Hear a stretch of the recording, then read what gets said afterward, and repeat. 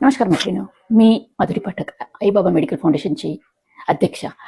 मैत्रिणी, गेल्या 15 वर्षापासून मी वैद्यकीय क्षेत्रामध्ये काम करते आहे, जेणेकरून लोकांना वैद्यकीय मदत ही लवकरात लवकर मिळावी आणि त्यांना लवकरात लवकर चांगल्या पद्धतीचं ट्रीटमेंट मिळावं, यासाठी गेल्या 15 वर्षापासून आपण काम करतो आहे. प्रत्येक पेशंटला आपण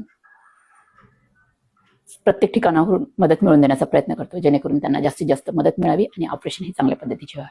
गेल्या 15 वर्षापासून आपण हे फील्ड तर आपण बघितलेलं आहे, परंतु मला याच्यातून एक बघायला पण मिळालं की जेणेकरून जे रुग्ण ऑपरेशन करून घरी जातात किंवा त्यांची ट्रीटमेंट परत डबल करावी लागते, अशा वेळेस त्यांच्याकडे पैसे नसतात आणि ते कर्जबाजारी होतात. त्याच्यानंतर काही विकायला पण त्यांना भाग पडावं लागतं. तर अशा पिरियडमध्ये मी बघितलंय की रुग्णाची परिस्थिती किती खराब असते. त्यांची आर्थिक परिस्थिती तर बिघडतेच, पण त्यांना मानसिक समाधानही मिळत नाही.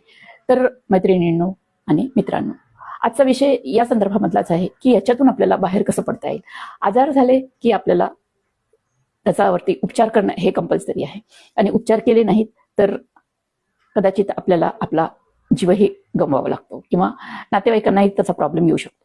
तर या परिस्थितीतून बाहेर पडण्यासाठी आम्ही एक उपाययोजना आपल्यापर्यंत पोहोचवण्याचा प्रयत्न करतो आहे की आजार आल्यानंतर धावपळ करण्यापेक्षा आजार येऊ नये त्यासाठी आपल्याला काय करायचं आहे, आजार येण्या अगोदर आपल्याला त्यावरती कशी उपाययोजना करायची हे सगळ्यात महत्व आहे.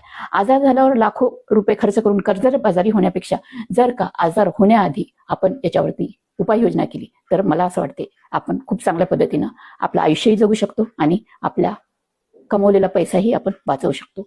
ही उपाययोजना काय आहे हे जाणून घेण्यासाठी आम्हाला आमच्या व्हॉट्सअप नंबरला जॉईन करा आणि आपला नंबर आणि आपले डिटेल्स पाठवा, जेणेकरून आम्ही आपल्याला एक योग्य सोल्युशन देऊ शकतो आणि येणाऱ्या आजारावरती आपण कमीत कमी वेळेत आणि चांगली पद्धत कशी वापरता येईल.